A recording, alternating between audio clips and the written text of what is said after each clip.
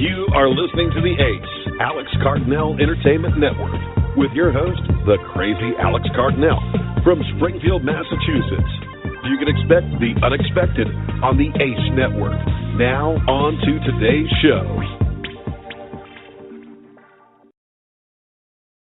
You are listening to Aquatic Wetline Live from A.C.E. Network.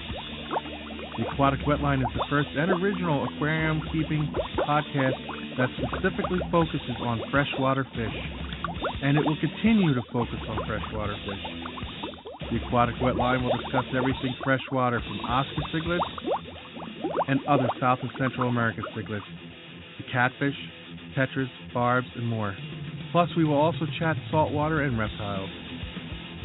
You could expect nothing but the best on Aquatic Wetline. Now let's dive deep into the fish tank and see what our fishy friends have to say tonight. Now, from A.C.E. Network Studios, here is your host, the monster fish lover himself, Oscar Alex Cardinelli.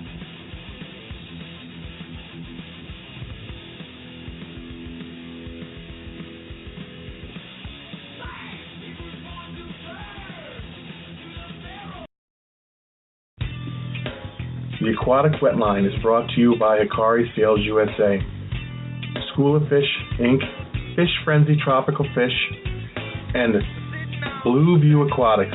Don't forget to head to your local fish store or pet shop to pick up some Hikari products, such as our famous Hikari BioPure frozen foods, which include delicious treats such as bloodworms, mysis shrimp, brine shrimp, and more.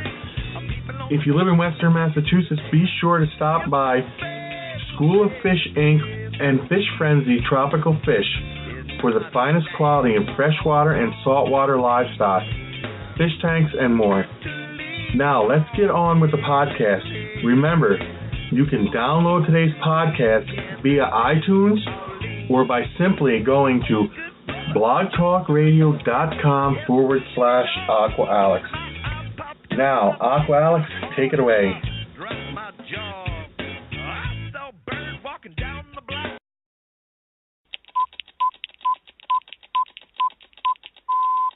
10, 9, 8, 7, 6, 5, 4, 3, 2, 1, 0. Hello, fish keepers, and welcome live to the Aquatic Wetline right here on the A.C.E. Network. How are you guys doing tonight? I hope all my listeners out there are having an awesome start to their week. And thank you, fish keepers, for tuning in to today's episode of the Aquatic Wetline on the A.C.E. Network. I'm your host, Aqua Alex Cardinelli, and I got a fantastic show coming your way tonight. Now, tonight, I'm going to be doing my second episode of Tropical Fish Tuesday, Freshwater Mania. And tonight, I'm going to be talking about some of my personal favorite fish species as well. I have a couple of wonderful topics that I'm going to be talking about tonight as well. So I've got a lot to discuss on this phenomenal episode of the Aquatic Wetline right here on the A.C.E. Network. Now today I'm going to be chatting about some of my favorite fish, and some of the fish that I am going to mention tonight will be the L128 Blue Phantom Plecos, will be the L200 Green Phantom Plecos, will be the freshwater Angelfish. I'll also be discussing the Lima Shovelnose catfish, firemouth cichlids, convict cichlids, Geophagus europara, and much more. Now, my topics for tonight, I'm going to discuss my thoughts on the freshwater planted aquariums. I'll discuss my thoughts on driftwood.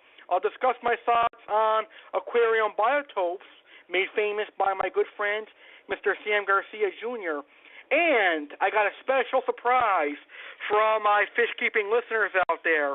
I recently asked Aqueon to be a guest on my show, but Aqueon is too busy to make a guest appearance on the show. However, I sent them a bunch of questions, and they took the time out of their busy day to answer my questions. And tonight, I'm going to answer the questions that I sent to Aqueon. So for those of you who don't know about Aqueon, or you don't know much about Aqueon, I am going to answer the Aqueon questions right here tonight on this episode of Tropical Fish Tuesday Freshwater Mania Part 2. All right, you guys know me. You guys know that I love the Aqueon Quiet Flow filter, and there's going to be a good reason why I love that filter, and that answer that the person gave me fits the Aqueon filters to a T. And I will explain that when I answer all of the Aqueon questions. So you can see that I have a lot of great fishy topics planned for tonight's fish show. You know, I think all these fish keeping shows on Blog Talk Radio are great to listen to.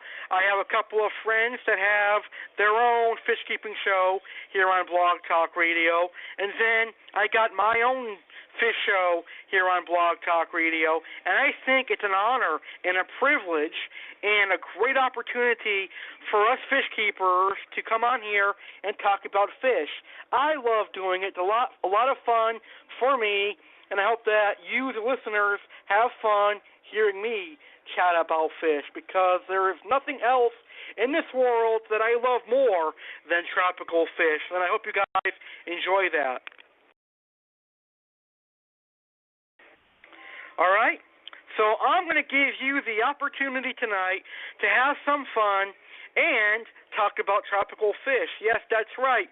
You, the live listeners, can come call in and chat tropical fish with Aqua Alex, okay?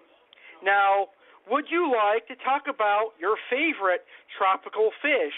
All you have to do is call in live at 1-347-989-8142. That number again to call in tonight is 1-347-989-8142. You can call in tonight to talk about your favorite tropical fish, or you can call in and ask me some tropical fish questions, and I will be honored to speak with you. This show is broadcast live, and I love getting callers, so go ahead and call in. Don't be shy. Call in and tell me your favorite tropical fish. Maybe I might keep your favorite tropical fish, or maybe I've kept your favorite tropical fish in the past. How would I know? You have to call in and let me know. That's 1-347-989-8142. And if you're listening to the archive version of today's episode, you can always tweet me at Alex Cardinelli1 on Twitter with your favorite tropical fish. I will then follow you on Twitter, and I will reshare your tweet. So you're going to get the better part of the deal if you tweet to me, if you're listening to the archive version, because I'll tweet you my thoughts on your favorite fish, and I'll also reshare your tweet, and I will follow you. So one way or another, I'm hoping to get some interaction from all of our listeners tonight. If you have questions and you can't call in, or you don't have a Twitter account, you may email me any questions at my brand new personal ACE Network email, and that is alexcardinelli93@gmail.com. So if you have any tropical fish questions that you want me to answer, please email alexcardinelli93@gmail.com, and I'll answer them on next Tuesday's Freshwater Mania show. All right, 10 minutes into this thing, so let's go ahead and get started. All right, so I'll start talking about some of my personal favorite fish. Now, the first fish I'm going to talk about is the L128 Blue Phantom Pleco, one of my personal favorite plecos of all time, the L128 Blue Phantom Pleco.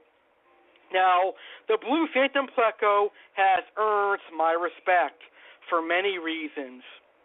Before I owned my two Blue Phantom Plecos, I did not think that they were nice looking.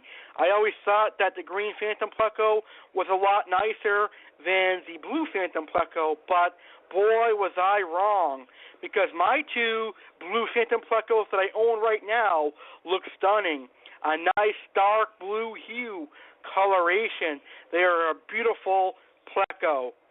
Now, I was very fortunate to find some blue Phantom Plecos in my area. I actually went to a small chain pet store called Dave's Pet Food City in Aqueon, Massachusetts, and they had two blue Phantom Plecos for $39.99 each. That was a great deal because School of Fish, Inc. had one blue Phantom Pleco, smaller size, for $70.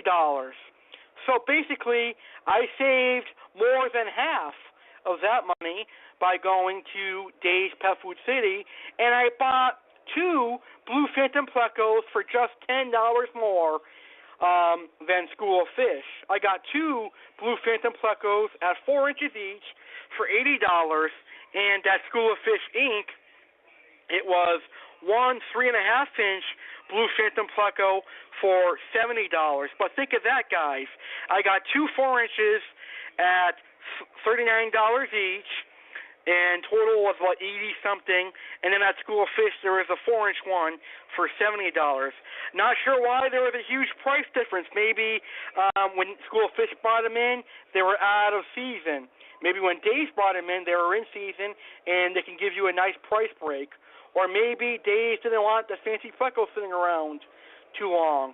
Nonetheless, I am very happy to find two beautiful blue Phantom Plecos. And I got to tell you, my blue Phantom Plecos have some phenomenal coloration. They got the best coloration I've ever seen on a blue Phantom Pleco. I got one right now. It's about 4.5 inches, and the other one's about 4, but they're very nice looking. So, yes, I really do like my blue Phantom Plecos. Now, I'm going to tell you why I love blue Phantom Plecos. Here is what I love about my blue Phantom Plecos. As I mentioned before, I love the blue Phantom Plecos coloration. It's got that nice light blue coloration, almost like a little aquatic blue color, I guess you can say, but the blue Phantom Pleco definitely has great coloration.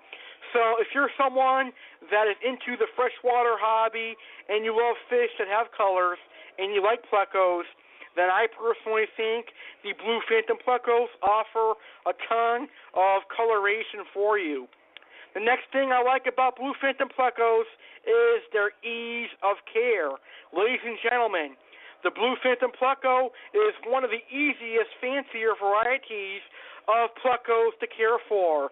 They are not sensitive like many other of your fancier Plecos out there. They're not going to die from too much of a water change, or they're not going to die if your water goes bad. They will get sick, but they won't die. They're a very hardy Pleco. But what I'm saying is you still need to take care of your water and take care of your Pleco, but they are a very hardy Pleco, and I personally, without a doubt, love the blue Phantom Pleco because they are a very hardy species of Pleco. All right. Now, I did research online, and people were telling me that blue Phantom Plecos are more sensitive than green Phantom Pleco, and that blue Phantom Plecos should be avoided by first-time fancy Pleco owners. But I tend to disagree with that now because these blue Phantom Plecos are like my second Pleco that I had at the fancy Pleco. I had a green Phantom Pleco before, and I didn't quarantine it, and it had parasites, and it passed away. But these ones are very nice. I quarantined them, and they're eating a lot of food. They're eating shrimp pellets. They're eating leftover curry pellets. They get cucumber, zucchini. They eat a lot. They are good fish. They eat almost anything, and they love hiding in my driftwood and hanging on to my driftwood. And I personally think that the Blue Phantom Pleco is the best Pleco I've ever owned. I've had Gibby Plecos, I had common Plecos, I've had a Green Phantom Pleco, but I personally think that the Blue Phantom Pleco are the best Plecos that I've ever owned, okay? Now, speaking of feeding, the Blue Phantom Pleco will eat anything. They're very easy to feed. Yes, that's right. A Blue Phantom Pleco is omnivorous, which means that they'll eat meat and they'll eat veggies. So they're like humans. They're not going to be picky eaters. All right? That's one thing I love about the Blue Phantom Pleco. Because unlike most species of plecos where you have to worry about them getting algae and vegetables, with the Blue Phantom Pleco, they're going to eat things like shrimp pellets, they're going to eat things like Akari pellets, uneaten cichlid sticks, and any food that falls to the bottom, more than likely your Blue Phantom Pleco is going to eat. And they're very stunning looking. I like the Blue Phantom Pleco. And matter of fact, they will also eat vegetables. I put in some fresh zucchini, fresh cucumbers, fresh tomatoes sometime, and fresh lettuce for my common Plecostomus, but I noticed that my Blue Phantom Pleco will also eat that as well. So Blue Phantom Plecos are not difficult to feed whatsoever. And basically, with that being said, I actually don't look at a Blue Phantom Pleco as a true Plecostomus. I think that the Blue Phantom Pleco would fit under the category of a South American armored catfish, if that makes sense to you. But that's just my theory. So you can laugh at it, or you can like it, or you can hate it, whatever you want to do. But that's just my theory. Now, take mates for the Blue Phantom Pleco. Anything that lives in fresh water. And yes, I mean that. Anything that lives in fresh water can live with the Blue Phantom Pleco. You can have Oscars with them. You can have Severins with them, larger tropical fish with them. You can have your community fish with them, like your smaller tetras, your guppies, your platies, your mollies, your barbs, whatever. Or they can go in a tank with cichlids. I personally would recommend sticking with the South American cichlids and the Central American cichlids because the Blue Phantom Pleco comes from South America and they prefer a pH that is neutral around 6.8, 7.4. But that being said, a Blue Phantom Pleco is a Pleco and they can adapt to living in African cichlid water. I know a lot of people out there that actually have Green Phantom Plecos and Blue Phantom Plecos in an African cichlid tank. Generally, there is mixed results with people adding the Phantom Plecos into an African cichlid tank. I have heard horror stories of a Phantom Pleco dying all of a sudden because of the high pH range, and I personally think that they cannot tolerate higher pHs than they would naturally. So it's a risk and reward kind of thing. You could risk it and maybe get a reward, or you can risk it and lose a $40 to $80 Pleco, which is something that I definitely would not want to do because money does not grow on trees. And it's too good of a fish to waste, in my personal opinion. But then again, I have seen people have success keeping Blue Phantom Plecos and Green Phantom Plecos in an African cichlid tank.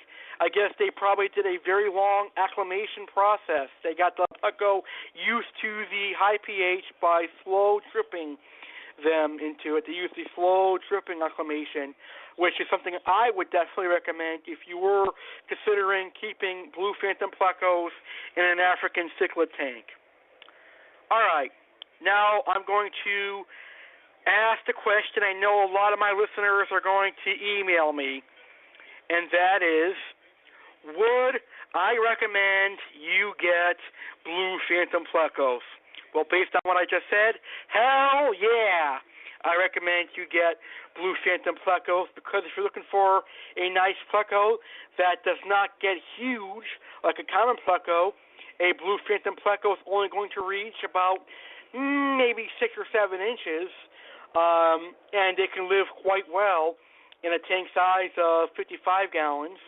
I would recommend you get a Blue Phantom Pleco. They're very, very nice. I personally love them. Okay? Now, another question I know you guys are going to ask me about the Blue Phantom Pleco is, can a beginner have Blue Phantom Plecos? Yes, I think so. I personally am under the belief that beginners can have Blue Phantom Plecos. However, a beginner must realize that with a Blue Phantom Pleco, they are not going to touch algae. Yes, that's right. A Blue Phantom Pleco will not touch algae. All right, they may glaze on it or graze on it, but it should not be their diet. All right, they need to have both meat and vegetables in their diet. So if you are a beginner and you want to get a Blue Phantom Pleco, you must realize that fact, that you have to feed your Blue Phantom Pleco some pellets. I recommend feeding shrimp pellets. I recommend feeding Hikari pellets. You can even feed bloodworms. My Blue Phantom Plecos love bloodworms. And I know a lot of people who keep these things feed bloodworms to their Blue Phantom Plecos. But yes, a beginner could have a Blue Phantom Pleco if they recognize that fact. And yes, it is true that Blue Phantom Plecos will require driftwood to feel safe and secure in your aquarium. My two Blue Phantom Plecos love driftwood, so make sure that you get driftwood for your Blue Phantom Pleco. And by the way, that Blue Phantom Pleco you see on this driftwood in today's slideshow is mine, Aqua Alex's Blue Phantom Pleco. So what do you guys think of my Blue Phantom Pleco? Isn't he stunning looking? I only got him for $39 at Dave's Pet Food City in Aqueon, Massachusetts. All right, so that is my topic for Blue Phantom Plecos. That's my discussion for the Blue Phantom Plecos. Shall you have any questions on the Blue Phantom Plecos? Please go ahead and call in at 1-347-989-8142, and I will gladly answer your questions on Blue Phantom Plecos. All right, switching gears to another South American catfish that I'm going to talk about, and this one is one of my personal favorite mini monsters.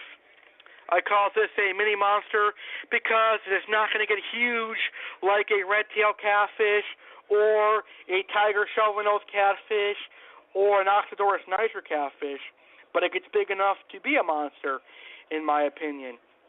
And what I'm talking about, ladies and gentlemen, boys and girls, is the Lima Shovelnose catfish. Now, as a fish keeper, I've had the utmost honor of keeping several Lima Shovelnose catfishes before. I love the Lima Shovelnose catfish. They're a very beautiful catfish. They kind of remind me of a hockey stick, and they've got that beautiful appearance to them.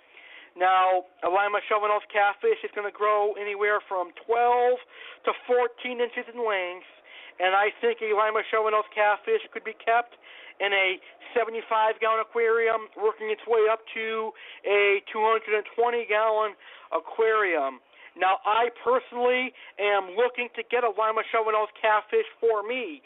Yes, that's right. I'm looking at getting a Lima Shovelnose catfish, but first I have to reduce my stock levels in my aquarium. That's why I'm rehoming some fish right now so that I can buy a Lima Shovelnose catfish. And ladies and gentlemen, I'm going to make a personal vow with you. When I get a Lima Shovelnose catfish, I'm going to keep these suckers for life. I'm going to get one of them. I love the Lima Shovelnose catfish. All right? Now, they get big enough to be considered a monster, but not too big. All right? 12 to 14 inches max, and I can have one for life in a 120-gallon aquarium with my Oscars, my Red Oak Silver Dollars, my Black Bar Silver Dollars, my Severum, and my chocolate cichlid. So if you have a nice South American cichlid tank, like I have, I think that the Lima Shovelnose catfish could be for you. And Lima Shovelnose will do fine with larger angelfish and larger discus, in my personal opinion. Now, my good friend Jeff had one bad experience with Lima Shovelnose. My co-host, Fish Keeper Jeff, had a bad experience with Lima Shovelnose. This is the first time I've ever heard of something like this, but he bought a Lima Shovelnose for his Oscar cichlid tank, and he told me that the Lima Shovelnose was a very aggressive catfish that attacked his Oscars and that attacked his other tank mates. And I never, ever had that experience with Lima Shovelnose catfish. I've kept Lima Shovelnose catfish for about, I don't know, I've kept like 4 or 5 of them. I don't know how many years I kept them, but I've had 4 or 5 of them, and I never, ever had an aggressive fish. So to that I say it all depends on the individual catfish, but a majority of them are very peaceful. Now, you're probably going to ask yourselves, why does Aqua Alex love the Lima Shovelnose catfish so darn much? It's just a catfish, but I am a big catfish lover. So here is what I love about the Lima Shovelnose catfish. I love their size. They only get 12 to 14 inches, which means they can be kept by mostly anyone in this aquarium hobby that has a 75-gallon or bigger. I love their ease of care. The Lima Shovelnose catfish is very simple to take care of. All you really need is a big aquarium. And by big aquarium, like I said earlier, I mean a 75-gallon aquarium up to a 220-gallon aquarium. And you need neutral pH, 6.8, 7.4, and a good diet. The Lima Shovelnose catfish will eat meat. They're meat eaters. So you can feed your Lima Shovelnose catfish market shrimp, bloodworms, pellets, worms, things of that nature. A Lima Shovelnose, like its cousin, the Tiger Shovelnose, will eat almost anything. And like the Tiger Shovelnose, the Lima Shovelnose will eat until its belly is huge. All right? And I really don't recommend that, because your catfish is going to get full and it won't be able to swim normally, and that could lead to bloat. So I recommend feeding your Lima Shovelnose catfish in small feedings. I do 2 or 3 small feedings, and I'm going to do 2 or 3 small feedings when I eventually get my Lima Shovelnose catfish. And School of Fish is going to be bringing in a Lima Shovelnose catfish for me in a couple weeks, and I definitely can't wait for that. Now, you can feed them anything. They'll even eat live feeder fish, but like I said, I definitely don't recommend feeding feeder fish because they will deliver parasites and ick to your fish and make your fish very sick. Plus, they're all fat. There's no benefits to feeding goldfish. If you are a fan of feeding live fish to your catfish, I would recommend using things like guppies and small tetras. They have they add some more protein because you feed those things. I definitely recommend breeding your own feeder fish. That way you can reduce by half the amount of parasites that might go into your fish. You can't really remove that whole percentage of parasites because fish are fish and some fish have parasites. But by breeding your own feeders, you are reducing that risk significantly. Okay?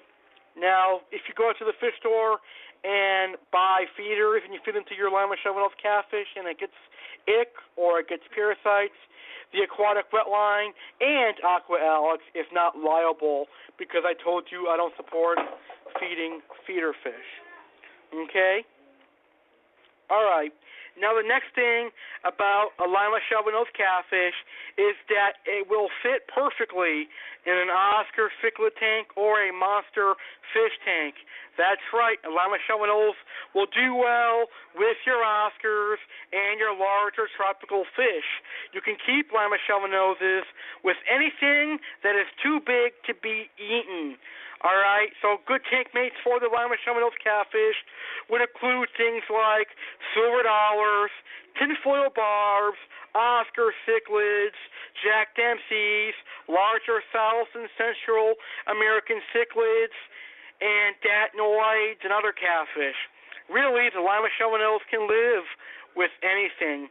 And as I mentioned, the Lima Shovelnose could do well with larger angelfish and larger discus. Now, a Lima Shovelnose can be kept for life, unlike other monster catfish, like the red-tailed cat, like the tiger shovelnose, and like the Oxydorus niger. Sooner or later, you are going to have to rehome a tiger shovelnose or a red-tailed cat or any large catfish. But with a Lima Shovelnose, you are able to keep them for life. Now, I like their appearance. Like I said earlier, I like how the Lima Shovelnose looks like. It has a hockey stick appearance to you. All right, very, very cool catfish. Our Lima Shovelnose catfish, very rare. I just got an email from fishman101@gmail.com. No, Fishman101, Lima Shovelnose catfish should not be very rare. Unless you're living in a very small town that only has Pleco or PetSmart, you probably will be able to buy a Lima Shovelnose catfish from your tropical fish store. If your tropical fish store does not carry Lima Shovelnose, I'm pretty sure they'll be able to special order a Lima Shovelnose catfish for you. Now, let's talk about pricing for the Lima Shovelnose catfish. Now, over my years of being a fish keeper, I've seen prices of Lima Shovelnose catfish vary. A couple of years ago, a 3 or 4 inch Lima Shovelnose would be anywhere from $15 to $20, and a bigger Lima Shovelnose, like 5 years ago, would be anywhere from $40 to $50. Now, in 2015, at my local fish stores, I've noticed with Lima Shovelnoses, 3 to 4 inch ones are going about $30 now, and anything bigger is usually about $40 to $50. So I'm going to say the price you're going to pay for a Lima Shovelnose catfish, depending on availability in your area, seasonal availability, and how much your fish store charges. I'm going to say the prices for Lima Shovelnose catfish will be anywhere from $25 to about $60, and that's depending on size and how they got them in. If you find a really big, cheap Lima Shovelnose, like say there's like a 7-inch Lima Shovelnose at your fish store, and they're only asking like $15 or $20, that means that was a trade-in Lima Shovelnose. But if they have a big 7 to 12-inch Lima Shovelnose and they want like $50 for it, that means they had to special order that big fish from a wholesaler. And a lot of the tropical fish wholesalers usually don't like selling big fish. And when they do sell big fish, they have to charge a lot of shipping to the fish store. And that's why the fish stores have to charge a lot for some of the big fish they get from their wholesalers. So that's why I'm explaining to you the difference of larger tropical fish. And the reason I say that is because I was in my fish store the other day, and they had a tank with one 10-inch albino Oscar for $10, and that was a trade-in albino tiger Oscar. And then, in like 4 tanks away from it, in a 125, there were some large regular tiger Oscars and large red Oscars that were $29.99, and the fish store worker explained to me that those were ordered from a fish wholesaler, and the owners charging that much because of the shipping. So I figured I'd share that wonderful information with you guys. You guys can benefit from that wonderful information. All right, so I had fun talking about my first 2 fish for this evening. Now let's switch gears and go to my first topic for the evening. Now, my first topic for the evening is my thoughts on freshwater planted aquariums. My God, freshwater planted aquariums are beautiful. I have never personally been able to keep a freshwater planted aquarium. Wait a minute, let me refresh that for you guys. I have never personally kept a freshwater planted aquarium. Now, I have been tempted, but I never ever went to, because I think that the freshwater planted aquariums, they seem to be very expensive to me. And I'm not one that loves plants, but aquatic plants, yeah, I'm interested because I love anything that's aquatic.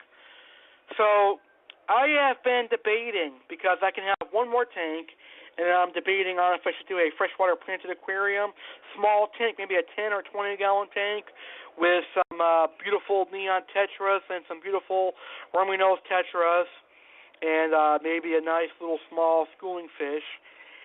And yes, Aqua Alex is going softy. I'm going to be keeping some small fish, so you guys have proof that I don't like you guys have proof that I dislike the smaller fish, because I truth is I love all fish. But I've been debating getting a 10 or 20-gallon aquarium and keeping plants and some of the planted material and keeping a nice small schooling fish, or getting a 75-gallon aquarium and going discus, or maybe a 40-gallon breeder and going saltwater. So I've got a lot of research to do, but I can't wait. Or I could even do like a 75-gallon discus aquarium with live plants. That would be pretty stunning. And a discus would actually benefit from the live plants, in my personal opinion. Now, my thoughts on the freshwater planted aquariums is they are very gorgeous. They look beautiful. I have seen plenty of planted aquariums on YouTube, on the Facebook fish groups, and on the Facebook fish forums, and on the fish forums, but I have never, ever had the privilege of seeing a freshwater planted aquarium in real life. I've seen a planted display tank at School of Fish, but I've never seen a hobbyist planted aquarium, and hopefully someday I will be able to enjoy a hobbyist planted aquarium, whether that's my own or somebody else that I know. That remains to be seen. But one thing for sure is I have a lot of respect for the planted aquarium. Now, a lot of people have been asking me, Aqua Alex, when are you going to do a show on planted tanks? The truth is, I know jack crap about planted aquariums. It's a sad truth. I know nothing about planted aquariums, and I definitely don't want to come on here talking about planted aquariums when I know crap, because you guys are going to tell that I know crap. I can't be making up crap on the air that I don't even know. It'll be stupid. But I will promise you this. If I can find a planted aquarium guest, you can bet your asses I will have a series on planted aquariums for you. I just have to find a great guest who is willing to teach us plants from the beginning, as a beginner, to now. But I will promise you, at some point, whether it's this year or next year, the Aquatic Wetline will have a planted series. Okay? I will promise you that. Now, in the meantime, if you're looking for some wonderful planted aquarium advice, there is one channel on YouTube that I really love, and that is called Mass Aquariums. Mass Aquariums is the channel to go to. Yes, that's right. Mass Aquariums has some wonderful planted aquarium videos, and he has some wonderful planted aquarium information. That's where I learned about planted aquariums, was from Mike from Mass Aquariums on YouTube. So if you've never seen his channel before, go check him out. Mass Aquariums on YouTube. I personally recommend it.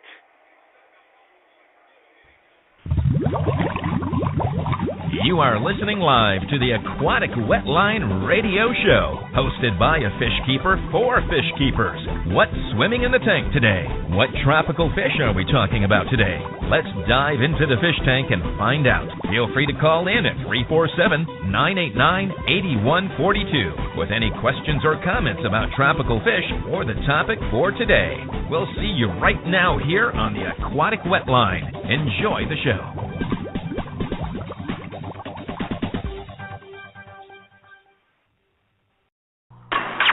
Tuned in live to the Aquatic Wetline. Don't be a scared little guppy and call in at 1-347-989-8142 for all your fish keeping needs. Okay, so what a great start to our show. All right, so let's get back to me talking about some of my personal favorite fish. Okay, so I'm going to go ahead and talk about my next favorite fish, and that is the angelfish. You know, I can never stay away from the freshwater angelfish. I love them. I don't know what it is about the angelfish, but I definitely, for sizzle, love the angelfish. Now, I have to say, my personal favorite angelfish is definitely the marble angelfish. The marble angelfish. The marble angel is pretty nice looking. I also love the koi angelfish. Very nice.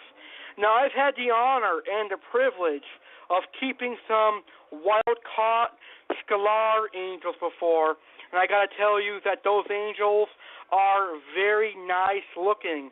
If you ever have the opportunity to get some wild-caught scalar angels from Peru, Venezuela, or Brazil, I would like to recommend to you, get them. All right? The wild-caught scalar angels are a lot hardier to keep than the autumn angels are. The autumn angels are very rare, and with them being very rare, they are very sensitive. Now, one topic I would like to talk about tonight about the angelfish is, folks, let's not forget that an angelfish is a cichlid. So, with that being said, an angelfish may be a little territorial and aggressive to tank mates. They will defend themselves. All right? They will defend themselves if they feel the need to. They get really aggressive during breeding. They are a cichlid. Always keep that in mind. I see people posting on Facebook fish groups, why is my angelfish turning really aggressive? Well, if you're keeping an angelfish in a 10-gallon tank or a 20-gallon tank, they are going to turn aggressive. Most of the reasons that angelfish get really aggressive is territory issues. They feel they don't have enough territory to establish dominance in an aquarium. So that is one of the reasons why I feel angelfish should be kept in at least a 55-gallon aquarium, minimum. I think you can keep them anywhere from a 72-gallon bullfront, 75-gallon, 120-gallon, even a 220. Matter of fact, I think a 120 is a perfect tank for angelfish because it's nice and wide and it's nice and tall. Angelfish love the width and they love the tallness of a large aquarium like a 120-gallon aquarium. Now, the bigger the aquarium, the more chances you have that your angelfish is going to be less aggressive. Now, I've never ever had an aggressive angelfish, only during breeding, and that is typical with any cichlid. But I've seen a lot of posts on Facebook today with people saying that their angelfish is aggressive, and when they posted their tank size, I saw someone say a 30-gallon tank, and then I saw someone say a 40-gallon breeder. What instantly struck my mind was tank size. I said, maybe the aggression is from tank size. Because, like I said, angelfish do require a large aquarium. Now, I have done several shows on angelfish right here on the aquatic wetline, and I'm definitely not going to talk about care for angelfish again, unless you guys really wanted me to. I'm actually thinking about creating an Angelfish Keepers Hour here on the aquatic wetline. I've done plenty of Oscar Cichlid Keepers Hour, so why not do one for another cichlid that I love, the Angelfish Keepers Hour. I love angelfish. I know there's a lot of people out there that love the angelfish, like my good friend William T. and my good friend Jeff. They love their angelfish as well. Okay, so I will do a series on that at some point. Now, one thing that I would like to address that I know I've addressed before on the aquatic wetline, but I personally think that angelfish can be kept with discus. My good friend Andrew Sinsky also thinks that angelfish can be kept with discus. His theory is that you need a really large aquarium to have angelfish with discus. And I have to agree with him. If you have a 75-gallon aquarium or bigger, you can have angelfish with discus without any problems. All right? Now, angelfish are actually found in the wild, living right next to discus. And I have to agree with the assumption that some beautiful tank-raised discus and tank-raised angelfish look amazing together. I personally think that angelfish complement the discus coloration nicely. So I am under the belief that angelfish can, in fact, live with discus. Now, I want to put angelfish with baby discus because, like I said, angelfish may be territorial towards them. I don't only add angelfish with larger discus, but yes, I think that angelfish can, in fact, live with discus. Now, another thing I want to talk about, I know a lot of people are probably saying this guy's an ass, talking about me, but angelfish can live with Oscars. I am tired of people making Oscars out to be ferocious killers. It's not true. Oscars are not killers. I am personally keeping one adult-sized angelfish with my teenage Oscars right now. And guess what, folks? Nor the angelfish or the Oscars bother each other. Matter of fact, they are getting along splendidly. So I personally think a large angelfish would do fine with Oscars. Yes, I do. That is my personal opinion, but I have enough facts to back that up. Because in the wild, angelfish and Oscars live in the same waters. They may see each other in the wild. As a matter of fact, both are cichlids. Both can be territorial and semi-aggressive. Sure, I can see that an Oscar can take down an angelfish, but generally as an Oscar matures, they lose that aggressive behavior and they start to mellow out. I personally would not recommend keeping angelfish with juvenile Oscars because juvenile Oscars are more aggressive than their teenage Oscars and the adult Oscars. As Oscars get older, they mellow out and become peaceful. So I personally think that you can have angelfish and Oscars together. So I'm going to ask you, what is your thoughts on that? Do you think that we can successfully have angelfish and Oscars together in an aquarium? Call in right now and let me know. 1-347-989-8142. Or if you're listening live, you can call in. Or if you're listening archive, you can tweet me at AlexCardinelli1 on Twitter or email me AlexCardinelli93@gmail.com. I'd love to hear your opinions on that. So, fish keepers, what do you think of angelfish and Oscars together in the same tank? What are your thoughts on that? So let me know, guys. I'd be interested in hearing your responses on that. Me personally, I think it can be done if you have a big tank. I would not do it if you had a 55-gallon aquarium. I would not do it if you had a 75-gallon aquarium. I would only do it if you had a 120-gallon and up. All right? So is there anything else I should talk about for angelfish? I mentioned the point that ultimate angels are rare and that they are my personal favorite fish. I guess I will mention that angelfish aren't really the expensive, or they're not really expensive. Depending on your area, they may be more expensive than my area, but up here I can get an angelfish for anywhere from $5 to $15. Sometimes with the cooler, more rarer captive bred kinds, like the half-black angels, the koi angels, and the ultimate angels, I'll pay anywhere for $30 for them, but they're not really expensive. For example, I bought a beautiful marble koi angelfish at my favorite fish store, School of Fish, Inc., for only $20. This is an adult angel, by the way.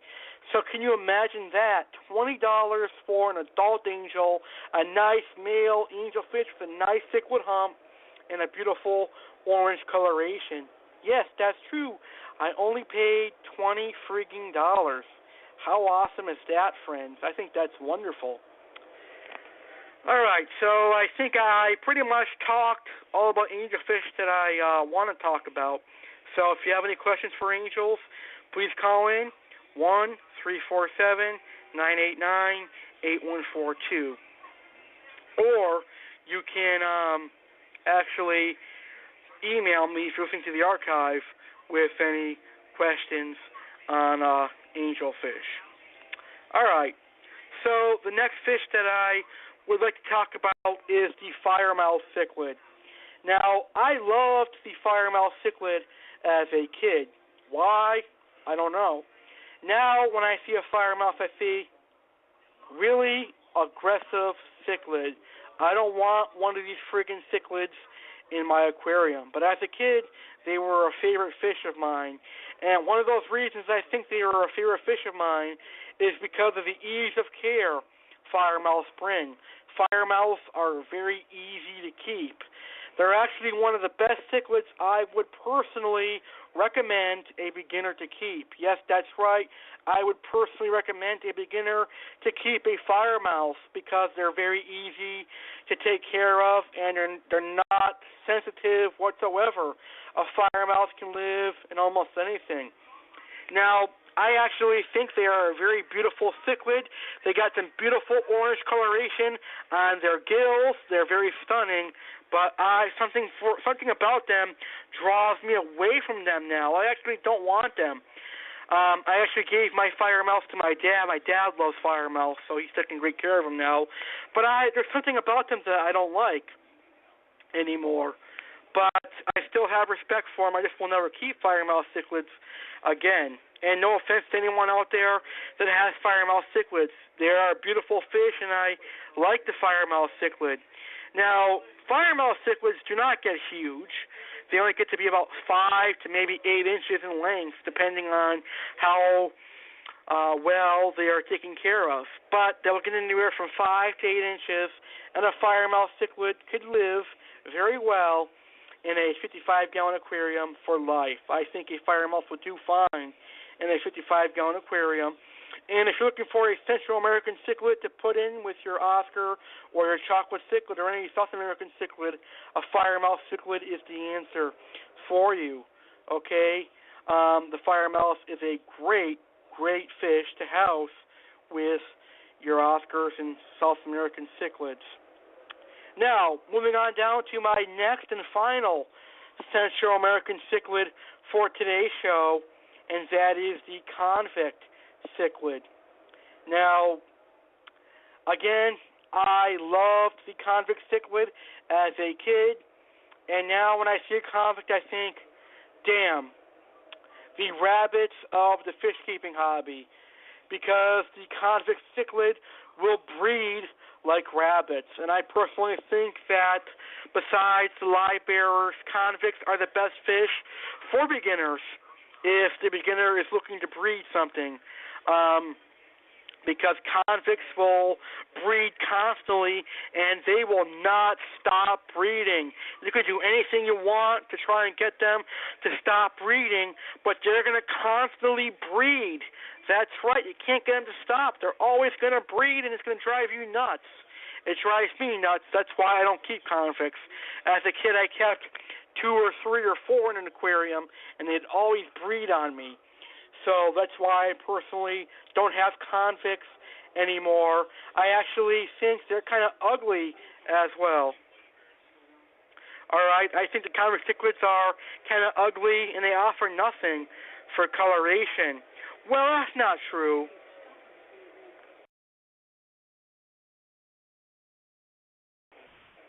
The female convicts are very nice, so I was wrong for saying that. The female convict cichlids are very, very nice. They have some very nice color. All right, I actually like the female convicts, but overall, I don't like convict cichlids anymore.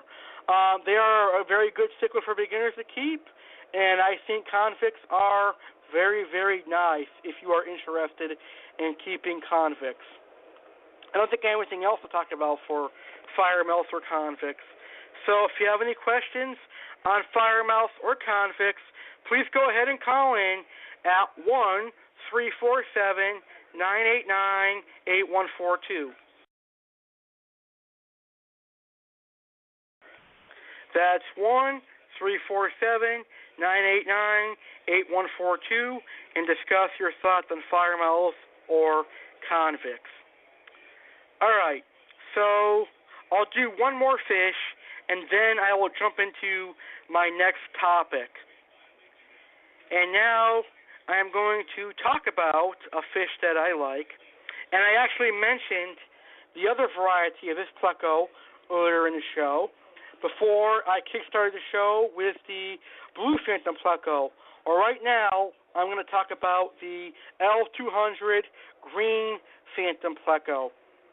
So I'm not going to talk too long about the Green Phantom Pleco because their care is very similar to the Blue Phantom Pleco. All right, so here we go. What I like about the L200 Green Phantom Pleco. I like their color. The Green Phantom Pleco has a nice light green to dark green coloration with some nice yellow spots. Yes, that's right. The Green Phantom Pleco is dark green in coloration with some nice yellow spots on it. It's a very beautiful Pleco, and you are guaranteed to like this Pleco. The next thing I like about the Green Phantom Pleco is the size that they reach. Green Phantom Plecos get a little bit bigger than the Blue Phantom Pleco, and the Green Phantom Pleco will grow anywhere from 6 inches to about 9 inches. And they are very easy to care for. The Blue Phantom Pleco is a very hardy species of Pleco, and they are very nice looking. You are going to love your Blue Phantom Pleco and your Green Phantom Pleco. I think they're almost similar. I don't know why they're different species, but I think they're very similar to each other. They're both Phantom Pleco. But I actually do like the Green Phantom Pleco, and whenever I see one again, I will buy one. I hope that my local fish stores are listening tonight, and I hope that they bring in a Green Phantom Pleco because I want one. That way I'll have both a Blue Phantom, well, actually I have 2 Blue Phantom Plecos, but that way I'll have both Blue Phantom Pleco and Green Phantom Pleco. Now the Green Phantom Pleco is very easy to care for. They are actually the recommended Pleco of choice for newbies entering into the fancy Pleco world. People say that the best Pleco for newbies entering into the fancy Pleco world is the Green Phantom Pleco. I mean, all you really need to do for the Green Phantom Pleco is provide a steady diet, and Green Phantom Plecos are carnivorous, so they will want both meat and vegetables, and they will eat pellets, they'll eat bloodworms, they'll eat market shrimp, they'll eat cucumber, zucchini, etc., and you have to keep them in a neutral pH of 6.8, 7.2, and keep the ammonia at 0, and provide driftwood. So Green Phantom Plecos are very, very hardy and are one of the best Plecos to keep. Now, would I recommend you guys getting Green Phantom Plecos? Well, if you're looking to add a nice dark green coloration to your tank, hell yes. I recommend you guys keeping the Green Phantom Plecos. Can beginners keep the Green Phantom Plecos? Yes. I personally believe beginners can keep Green Phantom Plecos. They're not difficult to keep whatsoever. I think that the Green Phantom Plecos can be kept by beginners. Okay, I am under that belief that the Green Phantom Plecos can be kept by beginners. All right, so let's move back to some topics that I want to talk about. Now, I love seeing driftwood in an aquarium. Now, if you are going to be keeping Plecos like the Blue Phantom Pleco, the Green Phantom Pleco, the Bushy Nose Pleco, or the Gold Nugget Pleco, I think driftwood is necessary. So I want to tell you my thoughts on driftwood right now. Anytime I see driftwood in an aquarium, I think the tank looks stunning. I love adding driftwood to an aquarium because driftwood is a very nice piece of art in a freshwater aquarium. I compare having driftwood in an aquarium to having coral in a saltwater aquarium. That's how much I love having driftwood in an aquarium. All right, I think of driftwood as the freshwater equivalent to saltwater live rock and saltwater coral. Driftwood adds a lot of nice color to a freshwater aquarium, and driftwood has a lot of added benefits to your tank That's right. You may believe it or not, but driftwood adds a lot of benefits to your aquarium. Now, if you're aiming for a saltwater, what an idiot. If you're aiming for a South American system, then driftwood is your best friend because a lot of South American tanks have a lot of driftwood in them. So I definitely love driftwood. Now, my favorite kind of driftwood is the Malaysian driftwood. I love Malaysian driftwood because it's the only driftwood that I've ever used. I have never got any other kind of driftwood, and the reason that I've tried Malaysian driftwood is because it's the cheapest at my local fish store. I'm a poor fish keeper, so I have to use the Malaysian driftwood. But it's great. I've never had any issues with the Malaysian driftwood. Now, one word of advice I will give you fish keepers. Do not, I repeat, do not go into Pleco and PetSmart and buy grapewood for your aquarium. Why? Because grapewood is not for fish keeping use. All right? It is for reptiles and other animals. If you put grapewood in your aquarium, it's going to release all of those chemicals in your aquarium, and it will harm your fish. You cannot use grapewood, driftwood for fish. Those are for reptiles and mammals and things of that nature. Now, my friend learned that the hard way. He used grapewood in his aquarium, and it killed all his fish. So don't make that mistake. Go to your fish store and buy driftwood. That's the safest way. You'll know that driftwood is safe for your aquarium. I promise you. Sure, you're going to pay a lot of money for driftwood in your fish store, but it's the safest way. Now, my good friend Andrew has a good point about grapewood. It's going to mold up in the aquarium, and that's going to release harmful chemicals that will eventually kill your fish. And I believe that is what killed my friend's fish, his added use of grapewood. I believe he bought grapewood because it was on sale at Pleco for I don't know, maybe it was $14, I think, compared to the fish store up here. Driftwood's like $20, so he really only saved $6. I mean, I don't care for that much of a price difference. But please, listeners, don't use grapewood in your aquarium.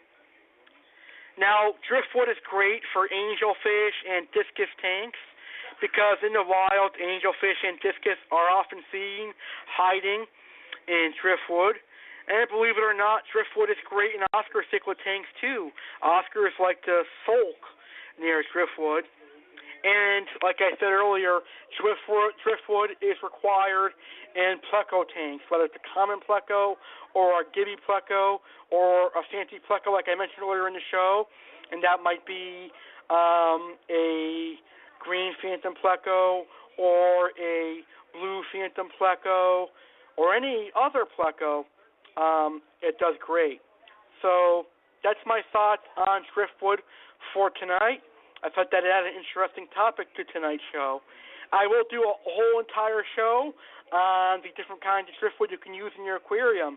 That'll probably be done in a couple of weeks here on the aquatic wetline because I have to research that because I'm kind of new to driftwood.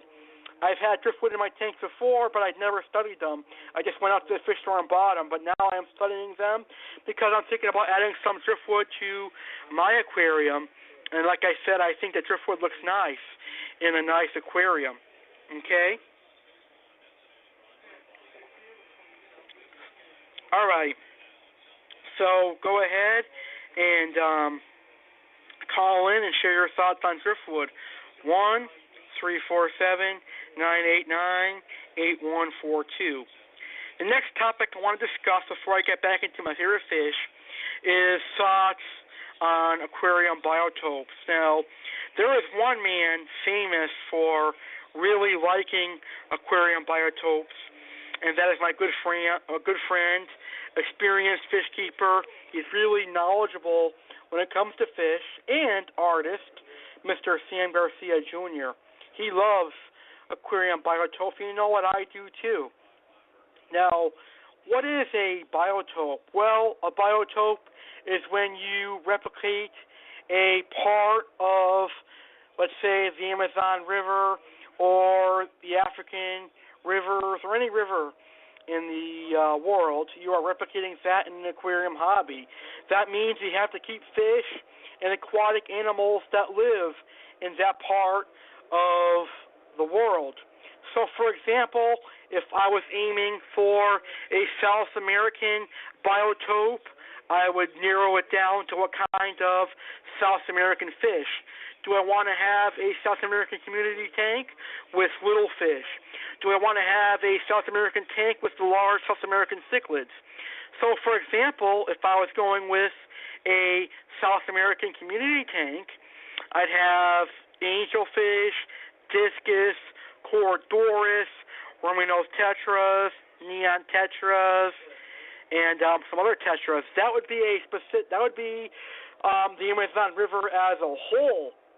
Some people will narrow it down to a certain river of the Amazon, but that is extremely hard because then you have to research that river and every single species of fish that lives in that river. So if I were to do a biotope, I would personally just do the Amazon River as a whole.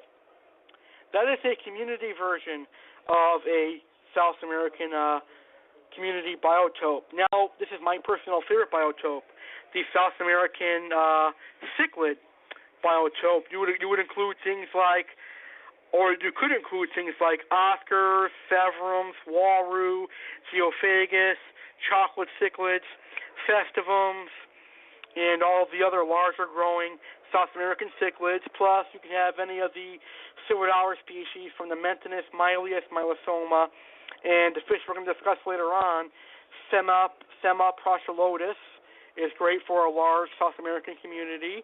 And also, you're able to have a wide variety of South American catfish, like the armored plecos and the Oxydoris nitras and stuff. So basically, a biotope is creating a river system in your own aquarium. The rule about biotopes is you cannot mix species from all over the world. You cannot add South American fish with African fish or Asian fish. It has to specifically be a South American tank. Now, I've tried many times before just to do a South American tank, but I failed miserably because I have to have clown loaches, or I have to have a Zodontis catfish, or anything of that nature. So the number one rule with biotope aquariums is you have to keep it a biotope and not add anything that does not come from that specific area. But it's your tank, so a lot of fish keepers don't go with the biotope route because they don't want to follow that rule. But it's your tank, so you can do whatever you want. But my thoughts on biotopes is that they are very, very cool.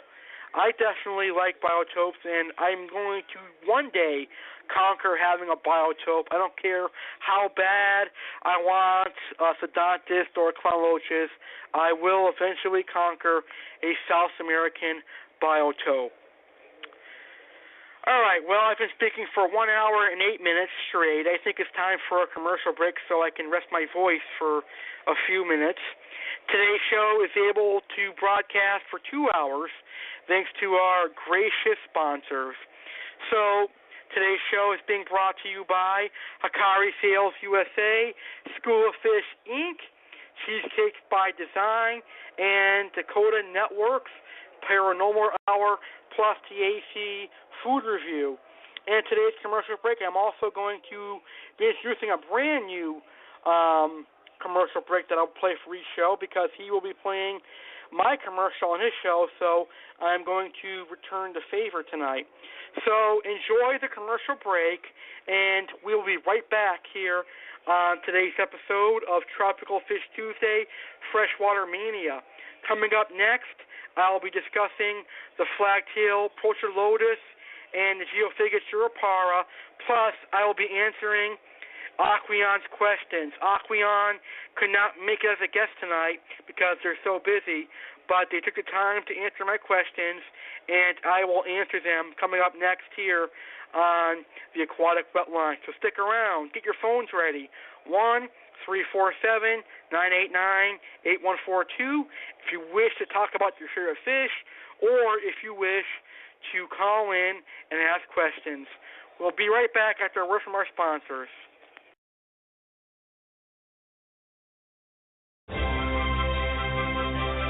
Hikari offers a wide selection of aquatic diets to help you and your fishy friend find success.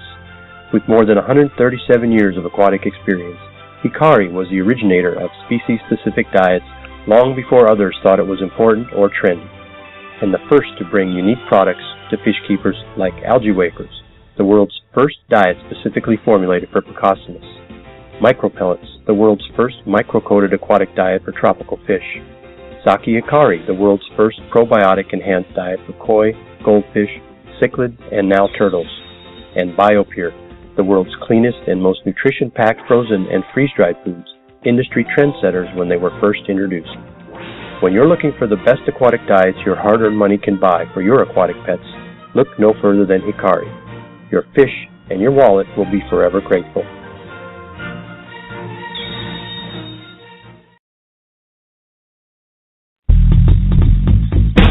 School of Fish, Inc. offers everything an aquarium hobbyist in western Massachusetts needs. We offer the best of livestock from freshwater to saltwater and everything in between. We also have the best corals and live rock.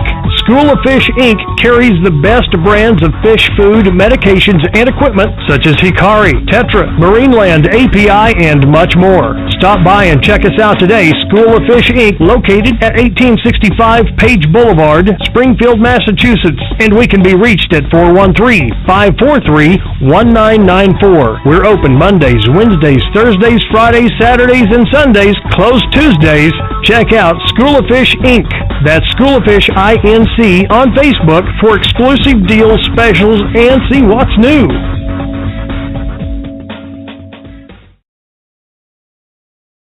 Are you looking for something creamy, moist, and decadent in your life? Do you have a sweet tooth? Well, cheesecakes are the answer for you. Cheesecake by Design offers you a wide variety of cheesecakes and some wonderful flavors. At Cheesecake by Design, you will find a flavor just for you, whatever it be. A red velvet cheesecake, a strawberry cheesecake, or a cookies and cream cheesecake. We have tons of flavors to fit your needs. We ship fresh cheesecakes all over the United States straight to your door.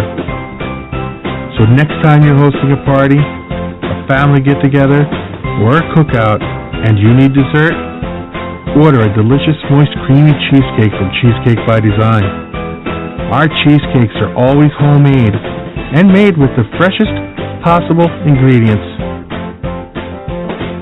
Check out our website and call 336-525-5120 with any questions or to place an order.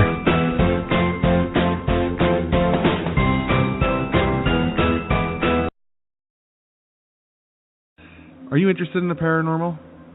Do you find it interesting when people tell ghost stories or tell you stories about things that have happened to them that they cannot explain? Then, if you are, join me, Andrew J., on the Dakota Network as I interview paranormal investigators, cryptozoologists, and everything paranormal. You won't be disappointed. So please feel free to come over to the Dakota Network, that's Dakota Network on Blog Talk Radio, and listen to me live as I interview these interesting people.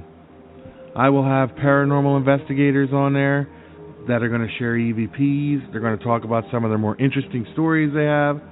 So please, come over and check me out. You won't be disappointed. And thank you for your time.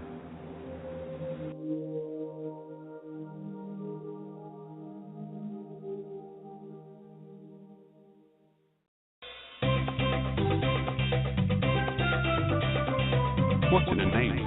What does a name like the Euphoric Network tell you? Happy, excited, crazy, emphatic. How about all four? Yes, folks. Euphoric Network is happy, excited, and crazily emphatic about bringing you high-quality shows. Deeper information on aquarium fish, plants, and decor. Deeper knowledge on news around the world. Choose the fact talk shows with cool cats, unlike anything you have heard before. Inspiring topics on all shows of the North. Great spiritual messages on Jesus is the Word Christian show. New style, new flair, new format, new guests. You won't believe your ears. From Earth to Heaven all on one network, the Euphoric Network. So, surf on over to the Euphoric Network right after this great show here presented by the A.C.E Network. I'll keep my light on for you.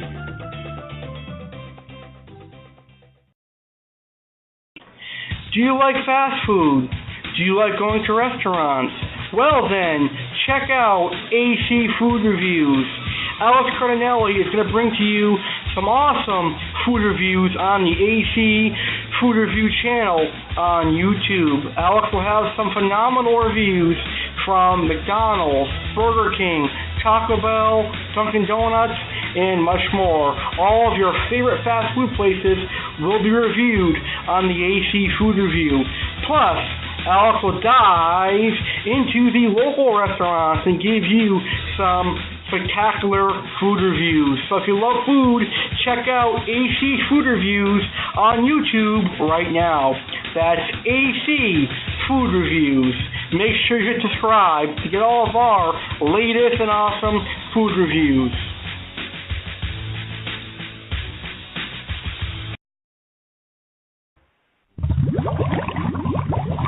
You are listening live to the Aquatic Wetline Radio Show, hosted by a fish keeper for fish keepers. What's swimming in the tank today? What tropical fish are we talking about today? Let's dive into the fish tank and find out. Feel free to call in at 347-989-8142 with any questions or comments about tropical fish or the topic for today. We'll see you right now here on the Aquatic Wetline. Enjoy the show.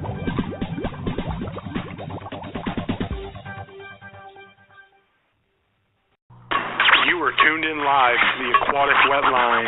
Don't be a scared little guppy and call in at 1-347-989-8142 for all your fish keeping needs. Okay, we're back here live on the Aquatic Wetline in our second episode of Tropical Fish Tuesday, Freshwater Mania. I hope you guys are enjoying the show. Thus far, this has been a great show. Now, before commercial break, I was discussing some of my personal favorite fish, like the blue phantom pleco, the green phantom pleco, the angelfish, the firemouth, the convicts, and I also had some wonderful topics, like my thoughts on planted tanks, my thoughts on driftwood, and my thoughts on aquarium biotopes.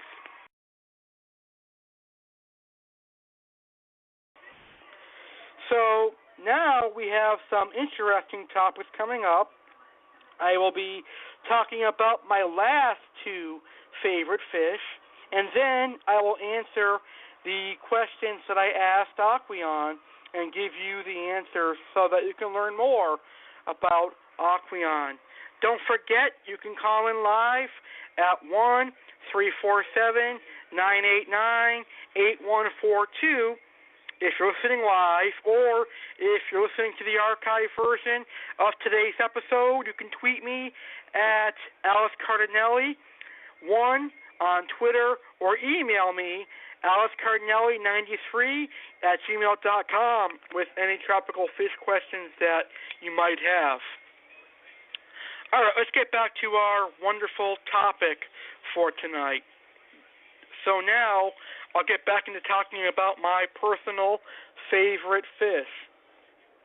And I'll talk about the Geophagus Europara right now. Now, I've always been a fan of Geophagus. Geophagus is a whole genre of cichlids. There's a lot of Geophagus out there. And they're known as earth eaters because they will sift through the substrate. But my number one favorite Geophagus is the Europara. And did you guys know that my personal favorite species of Jurapara is not a Jurapara? It's actually a Santabacara leucosta, I guess is how you pronounce it. And if I mispronounce that scientific name, you guys can go ahead and laugh at me. But my personal favorite Jurapara is Santabacara leucosta. And that's a beautiful Geopara that's got some beautiful gold speckles across the face and towards the mouth area. It's got some beautiful gold spots, and it's got some dark blue spots on its face as well. Now, I have kept several Santabacara leucosta, a.k.a. Geophagus juraparas, before, and I personally think they're one of the best South American cichlids out there. They are not aggressive at all, and I think they can live with angelfish. Now, could a Geophagus jurapara live with discus? I don't know. I don't know if they could or not. I would be one that would try it because they're not aggressive. I've never seen an aggressive Geophagus jurapara before. I think it could work if you had a big enough tank. I definitely would say you would need at least a 120 or bigger. It could possibly work out for you. But you never know if a Geophagus jurapara could work in a discus tank. Now, the Geophagus juraparas can eat anything. They basically leave from the bottom, so you've got to make sure that you have sinking foods for your Geophagus jurapara. I would definitely not recommend putting these guys with aggressive fish like red devils, like Paracomus dovi, or Paracomus maniguense, or any of the aggressive cichlids out there, because they'll get their asses torn and they'll get their asses handed to them. So recommended tank mates for the Geophagus jurapara would be silver dollars, would be angelfish, would be severums, would be walrus, would be chocolate cichlids, would be tinfoil barbs, and peaceful, larger to medium-sized, and tank mates. They'll do fine with community fish, but keep in mind that a Geophagus jurapara will eat smaller fish if given the opportunity. So you definitely don't want to put these things in with scrummy-nosed tetras or smaller tetras or live bearers besides mollies, because they will be eaten. But Geophagus jurapara can live with mollies because mollies get pretty big, 3 or 4 inches, and a jurapara would have a hard time swallowing that. But a jurapara would not have a hard time swallowing a 1/2 inch to 1 inch tetra. Now, a Geophagus jurapara would probably get anywhere from 8 to 12 inches, but 12 inches is pushing it. I have never seen a foot-long jurapara before, okay? They do get pretty big, all right? Now, they're going to require a big tank, at least a 120, but they are very cool to keep. And the jurapara, like a discus and like the angels, and like the severums and festivums, can be kept in a school. I actually think a school jurapara looks very stunning and very nice. So if you got a 125 or a big 6-foot aquarium and you want a Geophagus jurapara, I'd recommend getting a huge school of them. All right? It is really worth it. It's really stunning. Okay? And again, they are sand sifters. So the best choice of substrate for a Geophagus is a real fine sand. They will hurt their mouths on gravel. I don't recommend using gravel for Geophagus because they're going to get hurt. If you are stubborn and you must have gravel in your Geophagus tank, I personally recommend a really fine, small, dense gravel. But sand is the option for you. You can also use bare bottom is fine for Geophagus as well, but I want them to feel in their natural environment, and I'll use sand for Geophagus jurapara. So I think I pretty much talked about everything for Geophagus jurapara. If there are any more questions, I'll be glad to answer the questions on Geophagus jurapara. All right, the last fish that I'm going to talk about tonight is the Flagtail Prochidoulis. Now, I love this fish. The Flagtail Prochidoulis is a large algae-eating and vegetarian charasin that hails from South America. It is under the scientific name of Lima Prochidoulis, and in the United States of America, there are two common varieties of Flagtail Prochidoulis, and that is Lima Prochidoulis tenaris and Lima Prochidoulis insignis. And I actually love the Flagtail Prochidoulis so much that next week or a couple weeks from now, I will do an entire show on Flagtail Prochidoulis. Now, the Flagtail Prochidoulis does get pretty big. It will grow anywhere from 12 inches to about 18 inches in length, and sometimes even bigger. But the good news is that Flagtail Prochidoulis are very slow growers. That's right, they don't grow quick. So you get away growing them out in a small tank and then eventually moving them up into a bigger tank. Now, the Flagtail Prochidoulis is a very aggressive tetra. It's one of those tetras that can be kept singly without any fear of them being uncomfortable and stuff. In the aquarium hobby, believe it or not, it is best to keep a Flagtail Prochidoulis alone unless you have a very big tank. I've had success keeping 3 or 4 in a 125-gallon aquarium before, and it worked out for whatever reason. But maybe it was because I bought all 3 together the same day. So if you were interested in keeping more than one together, I'd recommend doing what I did and buy them all the same day and acclimate them to the tank the same day. So that way they don't determine a territory and one dominates the other 2 or the other 3 or the other 4, and they work together as a school. My 3 actually schooled together, but when I added 2 more, guess what? All 3 of them dominated the other 2 and killed them. So I guess all 3 of them partnered up, like the Shield in wrestling. They didn't want any more flagtails in the tank, but they got along with each other. So that is kind of weird, isn't it? But I was lucky to have 3 of them. And by the way, in today's slideshow, the 3 flagtails that you see sucking the algae on the rock are my personal flagtails. Yes, that's right.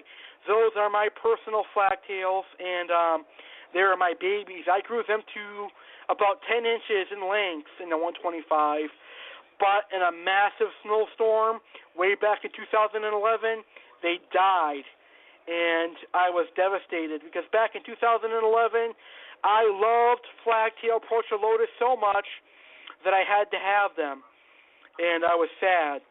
And my luck, of course, the fish stores did not bring them in the rest of 2011, so I had to wait until 2012 to get another one.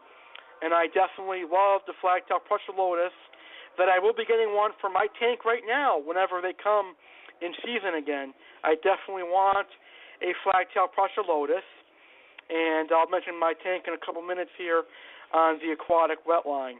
Now let's talk about feeding the Flagtail Prochidoulis. These are strictly vegetarian, and they are actually an algae-eating charasin. So you're going to want a good amount of algae in your aquarium for these. You can actually go out and buy algae from some of your fish stores. I know my good friend Ed Picard at Fish Frenzy, he's got algae for sale sometimes.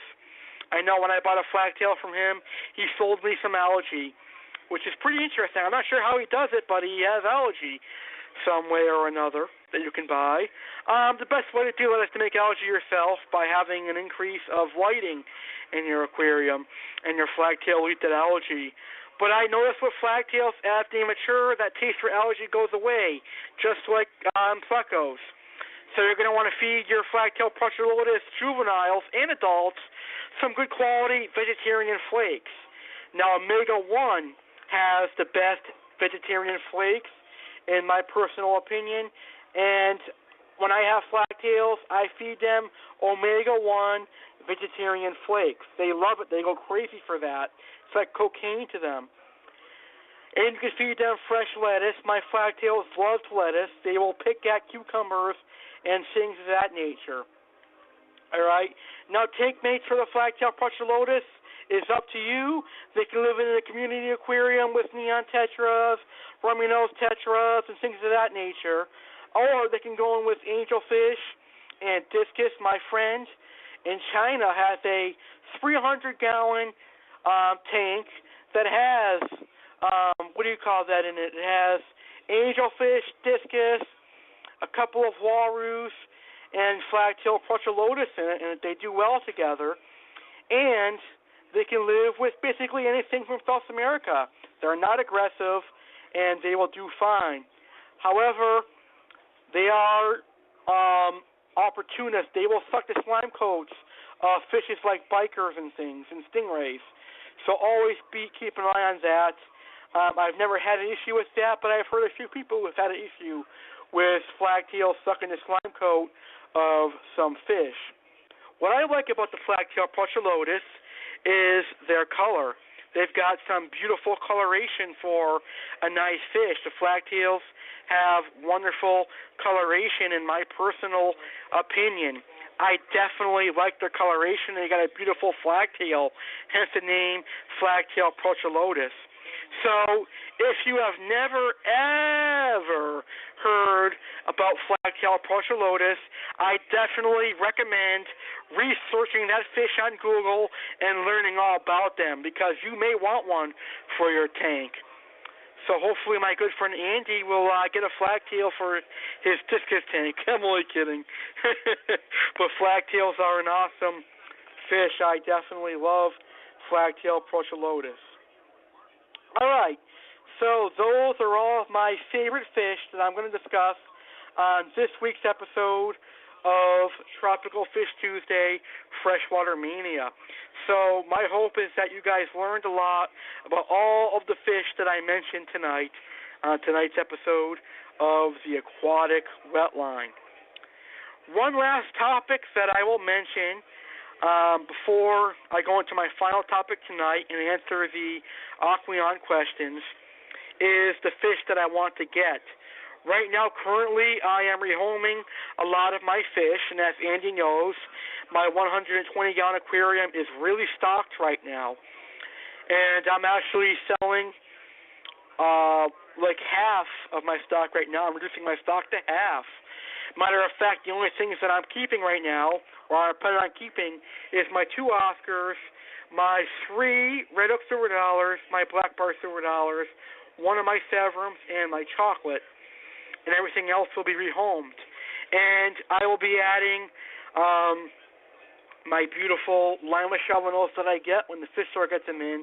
And the last fish that I want to add is a Flagtail Prochidoulis, and I need a catfish.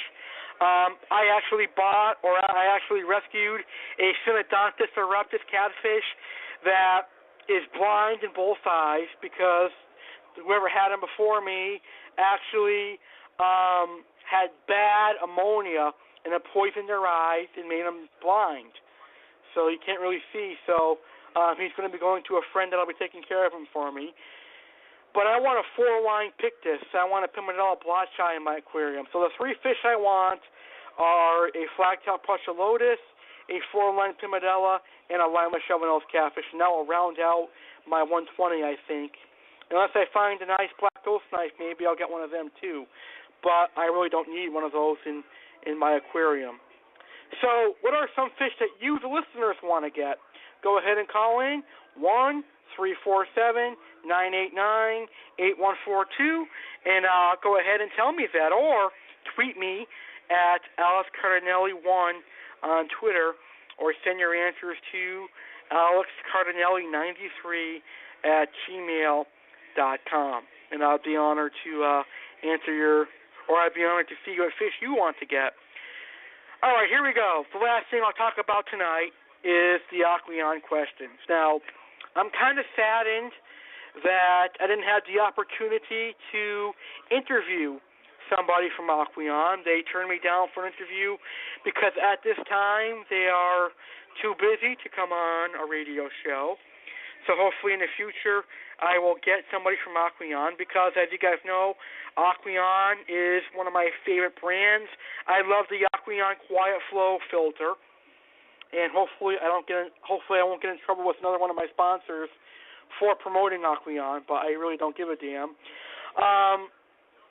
Aqueon is a product that I definitely like. I love their filters, I love their heaters, and I love everything about Aqueon. So, in one sense, I'm happy that they actually answered my questions for me to give you the answers right here on the Aquatic Wetline. So, if you don't know about Aqueon, well, you're going to find out about Aqueon right now. And if you know about Aqueon, but you don't know too much about Aqueon, you're going to find out some more information about Aqueon as well. Okay? So here we go. I'll read my questions that I asked them, and then I'll read the answers to you that they gave me. So my first question that I asked Aqueon is a basic question, and it was, what is Aqueon?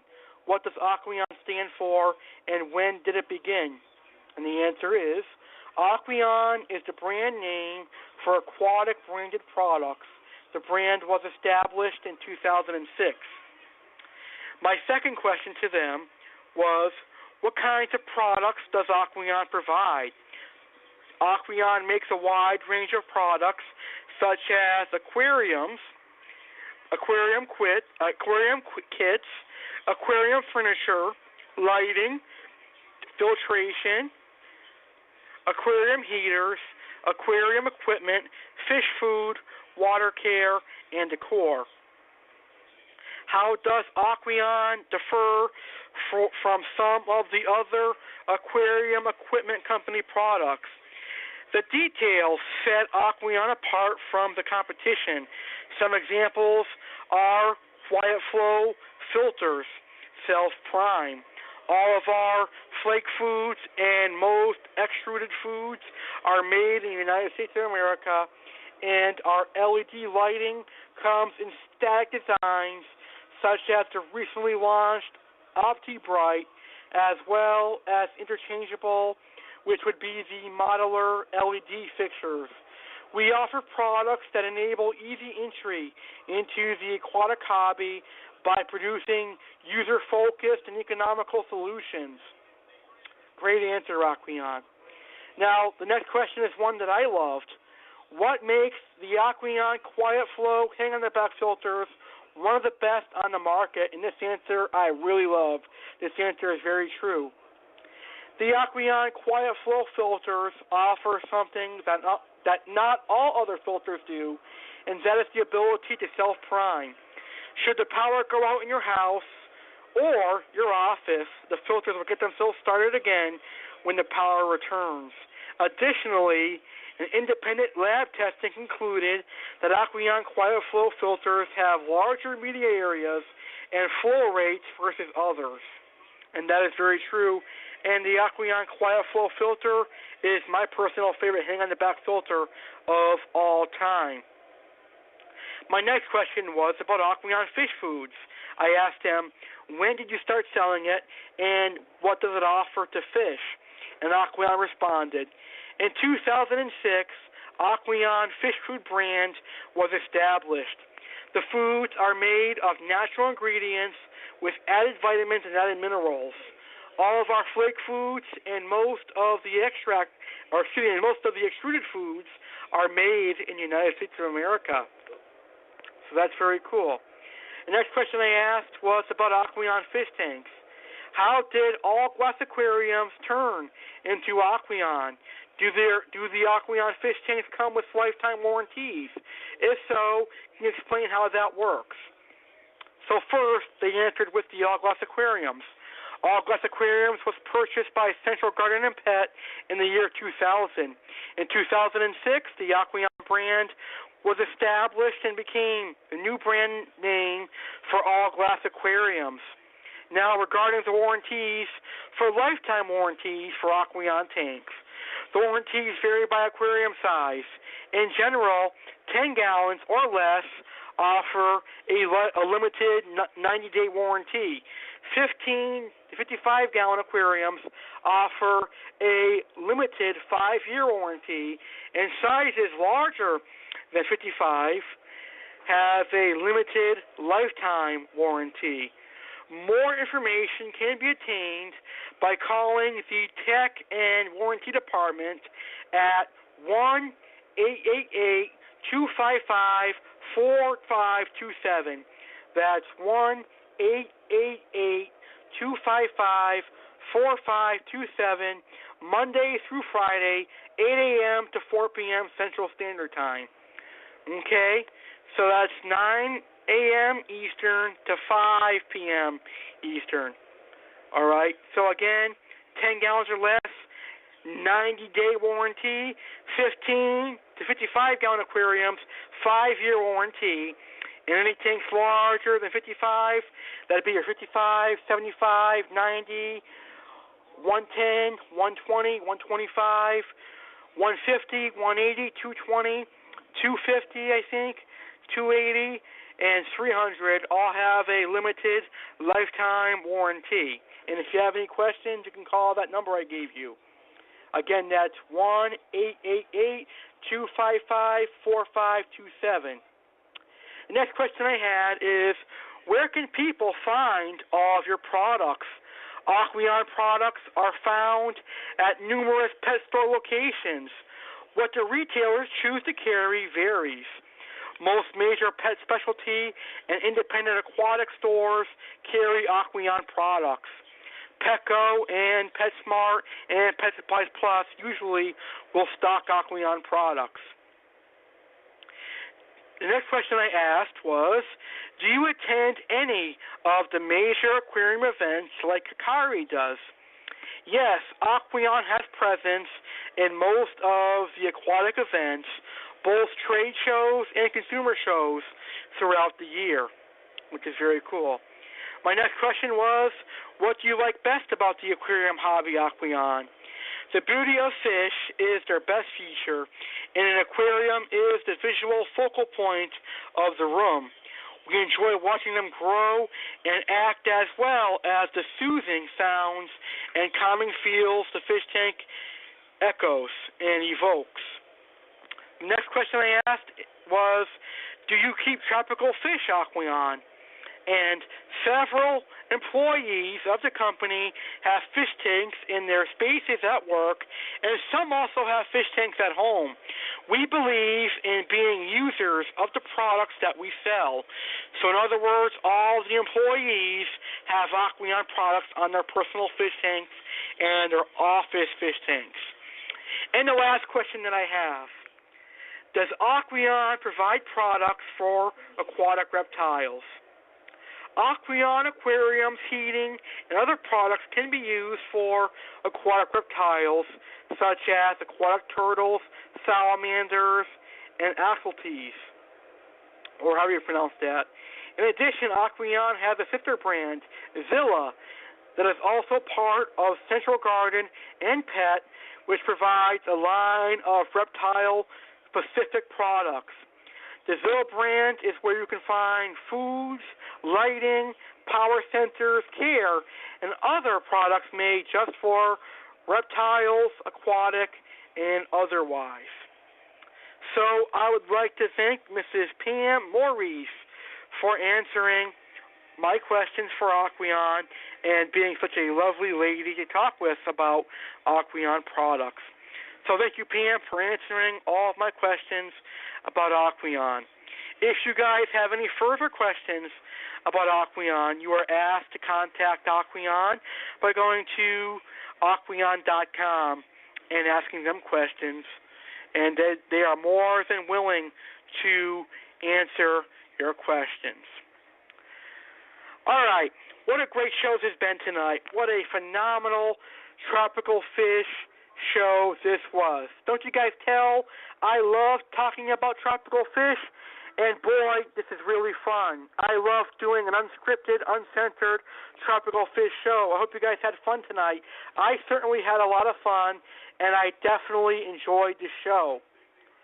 Before I end today's show, I want to tell you guys that next Tuesday, we're going to do our third episode of Tropical Fish Tuesday, Freshwater Mania, and next Tuesday, I'm going to discuss some more of my personal favorite fish.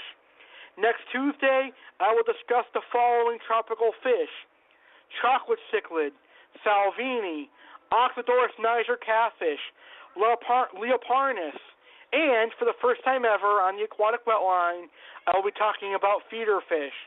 and some of my personal favorite feeder fish. Well, I'm only kidding. I love the small fish too.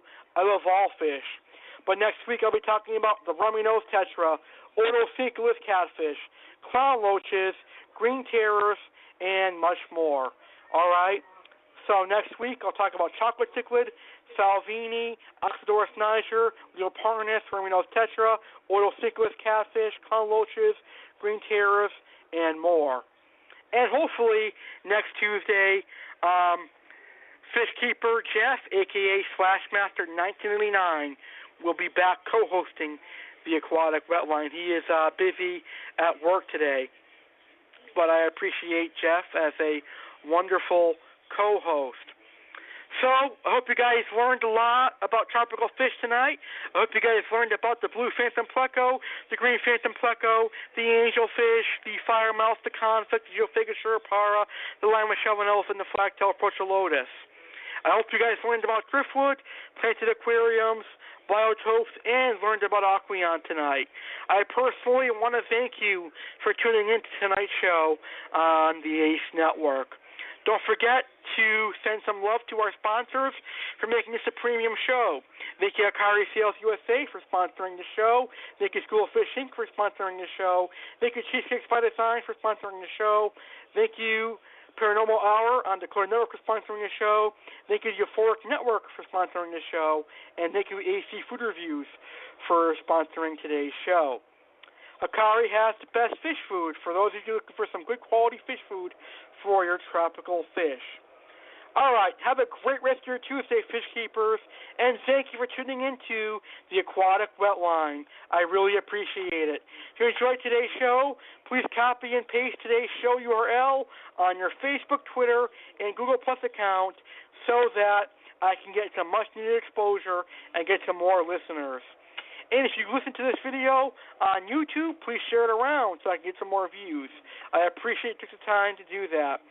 And I appreciate you guys taking the time to listen to my show. I know you guys have busy days, but by taking the time to listen to my show, whether it's 5 minutes of my show or the entire show, I am forever thankful.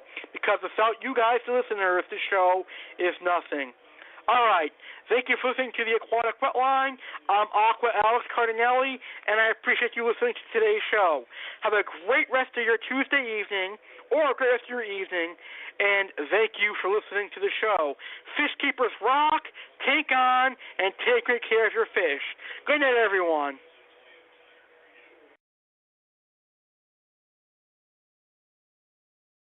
Thank you for listening to the Aquatic Wetline here on A.C.E. Network.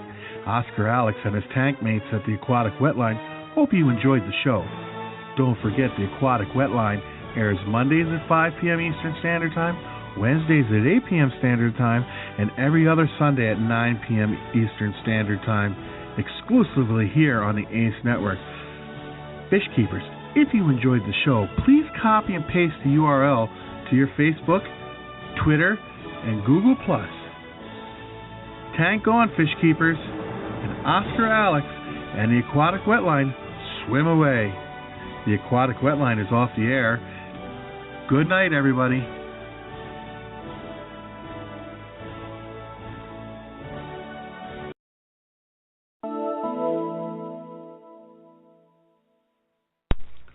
Today's podcast belongs to the A.C.E. Network, Alex Cardinelli Entertainment Network.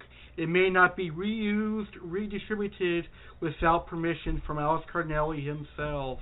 This podcast was recorded live from the Springfield, Massachusetts studio and A.C.E. Network.